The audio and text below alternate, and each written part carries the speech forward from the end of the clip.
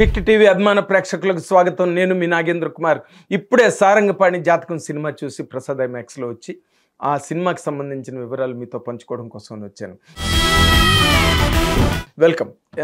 అంటే ఎంత ఎక్సైట్మెంట్గా ఉందంటే, ఫస్ట్ దానికి ఎక్సైట్మెంట్ కారణం ఏంటంటే, మామూలుగా సినిమాకి వెళ్ళేటప్పుడు సినిమా కంప్లీట్ అయ్యి స్టూడియోకి వచ్చే ముందు ఈ సినిమా గురించి ఏం చెప్పాలరా బాబు, అసలు ఎలా చెప్పాలి, ఏం చెప్తే కరెక్టు దీనికి అనే ఒక మీమాంస, ఒక క్రైసిస్, ఒక సంఘర్షణ ప్రతి జర్నలిస్ట్లోని ఉండడం కామన్గా నేను గమనిస్తుంటాను. ఒకళ్ళనొకళ్ళు పలకరించుకోకుండా కూడా థియేటర్ నుంచి బయటికి వెళ్ళిపోతుంటాం. ఎందుకంటే ఈ మధ్య వచ్చిన సినిమాలు పరిస్థితి ఆ విధంగా ఉంది. ఖర్చులా చూస్తే ఎక్కడ తగ్గట్లా, నిర్మాతలు బలైపోయే రేంజ్లో బడ్జెట్లు పడుతున్నాయి. ఎంత పెడితే అంత పోయే సినిమాల మధ్య సినిమా పరిశ్రమ నిజంగా అతలాకుతలం అయిపోతున్నది, అలమటించిపోతున్నది అని చెప్పడానికి ఏమాత్రం సందేహించక్కర్లేని పరిస్థితిని సినిమా పరిశ్రమ ఈ రోజున ఎదుర్కొంటోంది. కానీ అలాంటి టైంలో ఒక సినిమా వచ్చి 2.5 గంటల పాటు థియేటర్లో ఆడియన్స్ని ఎంగేజ్ చేసి ఆడియన్స్ నవ్వుల పువ్వుల మధ్య తేలి ఆడుతున్నారు అంటే సినిమా పరిశ్రమకి అంతకన్నా పండగ మరి ఇంకొకటి ఉండనే ఉండదు. అలాంటి నవ్వుల పువ్వుల సినిమావే ఈ సారంగపాణి జాతకం. సరే, 2-3 డేట్లు అనుకున్నారు. ఆ డేట్లకి సినిమా రిలీజ్ చెయ్యలేదు. అది డిస్ట్రిబ్యూటర్లు సూచనల మేరకి డిస్ట్రిబ్యూటర్ల తాలూకా మిత్రవాక్యాన్ని పరిపాలించి ఆ సినిమాని ఈ రోజున రిలీజ్ చేయడం జరిగింది. కానీ రిలీజ్ చేసిన లేట్గా వచ్చిన, లేటెస్ట్గా వచ్చిందని చెప్పాలి. నేను సారంగపాణి ఎంత బాగుందంటే సినిమా, అంటే కోటాను కోట్ల బడ్జెట్ ఏం లేదు ఆ సినిమాకి. దానికి ఎంత ఖర్చు పెట్టాలో అంత ఖర్చు పెట్టారు. కానీ డైరెక్టర్ తాలూకా డైరెక్టోరియల్ టచ్ అన్నది ప్రతి సీన్లో, ప్రతి డైలాగ్లో, ప్రతి క్యారెక్టరైజేషన్లో, సినిమాలో మనం చూసే ప్రతి మలుపులో, ప్రతి వంపులో ఒక అద్భుతమైన ఒక ట్రాన్స్ఫార్మేషన్, ఒక అద్భుతమైన ఒక ఎంఫసిస్ ప్రతి క్యారెక్టర్ మీద. అదంతా కూడా ఆల్ ఈజ్ ఎంటర్టైన్మెంట్. ఎక్కడ సీరియస్నెస్ అన్నది లేకుండా ప్రతి క్యారెక్టర్ ద్వారా ఒక ఎంటర్టైన్మెంట్ని పంచగలిగే ఒక ఛాంపియన్షిప్ని మనం చాలా కాలం తర్వాత ఈ సినిమాలో చూసాం. ఆ క్రెడిట్ అంతా కూడా దర్శకుడు ఇంద్రగంటి మోహన్ కృష్ణ గారికి చెందుతుంది అని చెప్పడానికి చాలా ఆనందంగా ఉంది. ఎందుకు అంటే ఈ సినిమా రిలీజ్ ముందు చేసిన ఇంటర్వ్యూస్ అన్నిట్లో కూడా నాతో ఒక అవసరాలు శ్రీనివాస్ గారు కానీ, లేకపోతే ప్రియదర్శి గారు కానీ, లేకపోతే నిర్మాత గారు కానీ, ఎవరైనా కూడా అందులో హీరోయిన్గా యాక్ట్ చేసిన అమ్మాయి రూప కానీ, వీళ్ళందరూ కూడా ఎంత బాగా మేము ఇంద్రగంటి మోహన్ కృష్ణ గారి సినిమా చేయాలని కోరుకున్నామండి. అసలు ఈ సినిమాలో ప్రతి డైలాగ్లో, ప్రతి సినిమాలో సీన్లో ఇంద్రగంటి మోహన్ కృష్ణ గారి సిగ్నేచర్ కనిపిస్తుందండి అని చెప్తుంటే నాకు చాలా అబ్బురంగా అనిపించింది. ఎందుకంటే యాక్టర్స్ అందులో యాక్ట్ చేసిన వాళ్ళు నార్మల్గా రిలీజ్ ముందు ఇంటర్వ్యూలు ఇస్తారనుకోండి, ఇంటర్వ్యూలు ఇస్తారు, సినిమా బాగుందని చెప్తారు, వాళ్ళకి వీలైనంత మేరకి ఆ సినిమాని మెచ్చుకోవడానికి, ప్రమోట్ చేయడానికి ట్రై చేస్తారు. ఇది కామన్గా జరిగే ఒక ప్రక్రియ. కానీ ఈ సినిమాకి, అంటే సారంగపాణి జాతకం సినిమాలో యాక్ట్ చేసిన హీరోయిన్ కానీ, హీరో కానీ, ఇతర సభ్యులు కానీ అందరూ కూడా ఈ సినిమా గురించి చాలా గొప్పగా, ఇంద్రగంటి మోహన్ కృష్ణ గారి గురించి చాలా, అంటే వాళ్ళు తన్మయత్వంతో చెప్పిన సందర్భాలను నేను గమనించా. ఎందుకు ఇంత బాగా చెప్తున్నారు, ఏమిటి సినిమాలో ఉన్న గొప్ప విషయం అని చెప్పి నేను పదే ఆలోచనలో పడి వాళ్ళ సినిమాకి వెళ్ళిన తర్వాత వాళ్ళు ఎందుకు అలా చెప్పారో, ఎందుకు అలా చెప్పాల్సి వచ్చిందో, ఆ చెప్పడానికి అవసరమైన కారణాలు ఏమిటో, ఆ కారణాలు వాళ్ళని ఎంతగా ముప్పిరిగొన్నాయో ఆ సినిమా చూస్తే కానీ నాకు I could not answer my self.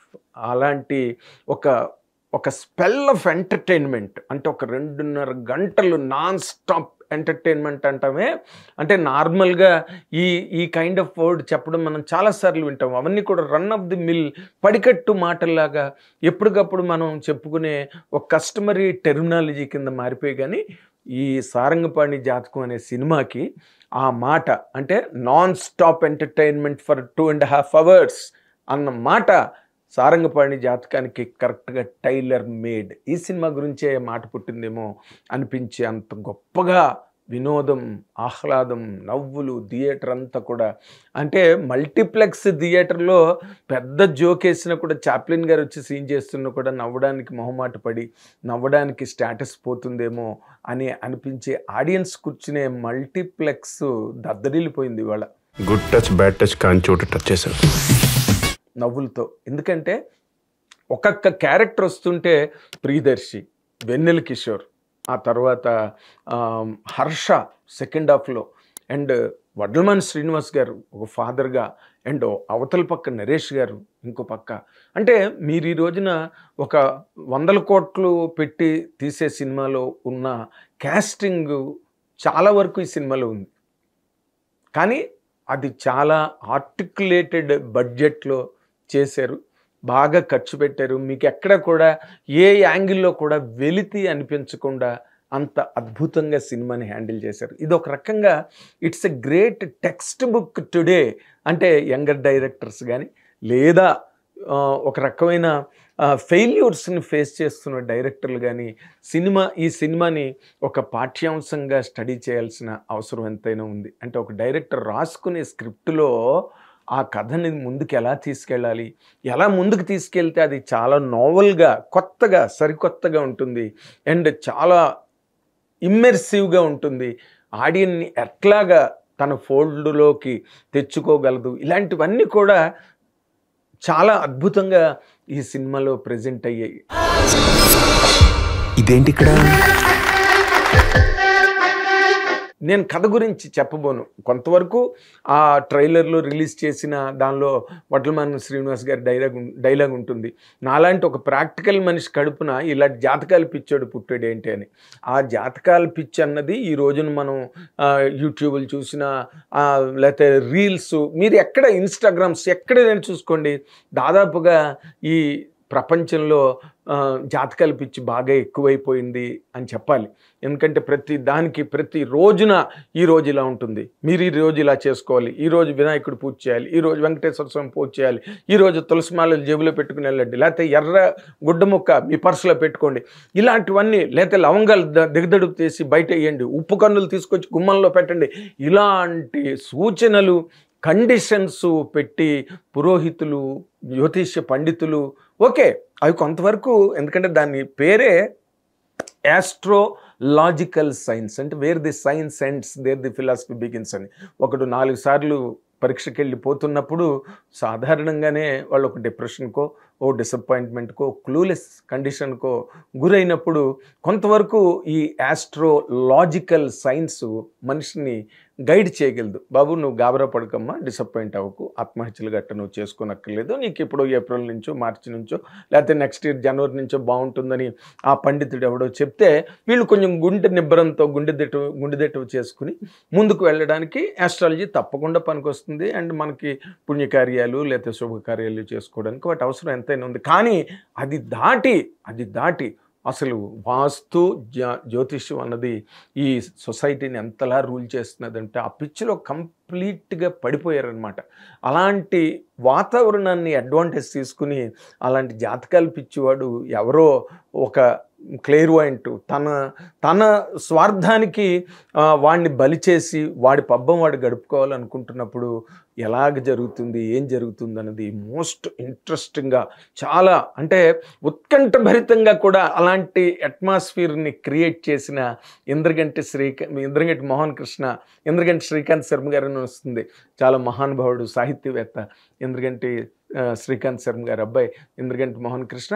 ఆ సంప్రదాయపు వాతావరణం కానీ లేకపోతే ఆ డైలాగ్ పంచ్లో, అంటే మన సంప్రదాయాలు, మన మాటలు అవి ఎక్కడో, అంటే ఈ రోజున ట్రెండింగ్ గూగుల్ టెర్మినాలజీ కానివ్వండి లేకపోతే ట్విట్టర్ టెర్మినాలజీ కానివ్వండి, అవి కూడా దాంట్లో చాలా అద్భుతంగా లేటెస్ట్ ట్రెండ్స్కి తగ్గట్టుగా రాశాడు సినిమాని.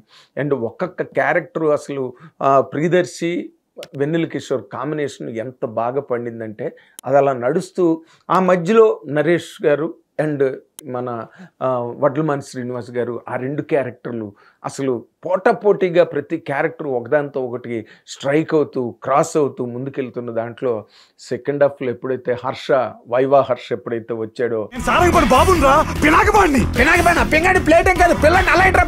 అసలు సినిమా వేరే డైమెన్షన్ తీసుకుంది. అంత సెకండ్ హాఫ్లో ఒక అద్భుతమైన ఒక ఫార్స్ లాంటిది అది. అహోబిల్రావు అనే తన్నికెళ్ల భరణి గారు ఆయన ఒక విచిత్రం సెకండ్ హాఫ్లో. ఆయన ఎప్పుడు చేయని ఒక కైండ్ ఆఫ్ చాలా ఎంటర్టైనింగ్ క్యారెక్టర్ చేయడంతో ఆయన కొన్ని పర్సనాలిటీ కానివ్వండి, లేకపోతే ఆయనకున్న పాపులారిటీ, ఆయనకున్న ఇమేజ్, ఐడెంటిటీ, రికగ్నిషన్ ఇవన్నీ కూడా ఆ క్యారెక్టర్కి మంచి బలాన్ని చేకూర్చడమే కాకుండా సెకండ్ హాఫ్లో జరుగుతున్న ప్రతి ఈవెంట్లో కూడా తన్నికెళ్ల భరణి గారి పర్సనాలిటీ చాలా అద్భుతంగా కాసింది. అండ్ వెన్నెల కిషోర్, ఇందాక నేను చెప్పినట్టుగా ప్రియదర్శి, తర్వాత మన అవసరాల శ్రీనివాస్ తనకుండే ఒక క్లీన్ ఇమేజ్కి దీనిలో ఒక చిన్న విలనిస్ట్ క్యారెక్టర్ అనమాట తనది. దాన్ని కూడా చాలా సెన్సిటివ్గా హ్యాండిల్ చేసిన ఇంద్రగంటి మోహన్ కృష్ణ గారు ఆ స్క్రీన్ ప్లేని నడిపించిన విధానం ఇదేదో మళ్ళీ స్విట్జర్లాండ్లోనో డెన్మార్క్లోనో బ్రెజిల్లోనో తీసింది కాదు, మన వైజాగ్లో తీసింది. అండ్ అందులో కూడా దాన్ని ఆ హోటల్ అట్మాస్ఫియర్ కానీ లేకపోతే వైజాగ్ ఇంత రిచ్గా ఉంటుందా అనిపించే విధంగా మన గచ్చిబౌలి ఆ కైండ్ ఆఫ్ అట్మాస్ఫియర్ని ఎంత బాగా పిక్చరైజ్ చేశారంటే నేను పదే ఇంద్రగంటి మోహన్ కృష్ణ గారి గురించే చెప్తున్నా. ఎందుకు చెప్తున్నానంటే director is the captain of the film. Director కనుక కన్సీవ్ చేసుకోకపోతే నాకు ఇలాంటి పలానా లైట్ కావాలని చెప్తేనే కెమెరామ్యాన్ పెట్టగలడు, నాకు ఇలాంటి సౌండ్ కావాలంటేనే మ్యూజిక్ డైరెక్టర్ సౌండ్ ఇవ్వగలడు, నాకు ఇలాంటి యాంగిల్ కావాలంటేనే కెమెరామ్యాన్ అది సెట్ చేయగలడు. కాబట్టి అందుకే సినిమా పోతే డైరెక్టర్ని తిడతారు, ఆర్టిస్టులు ఏం చేయలేరు. బాగుంటే కూడా ఆ క్రెడిట్ 100% డైరెక్టర్కే చెందుతుంది. అండ్ శివలంక కృష్ణప్రసాద్ గారు శ్రీదేవి మూవీస్ మీద ఎప్పుడూ మంచి సినిమాలు తీశారు, టేస్ట్ ఉన్న సినిమాలు తీశారు.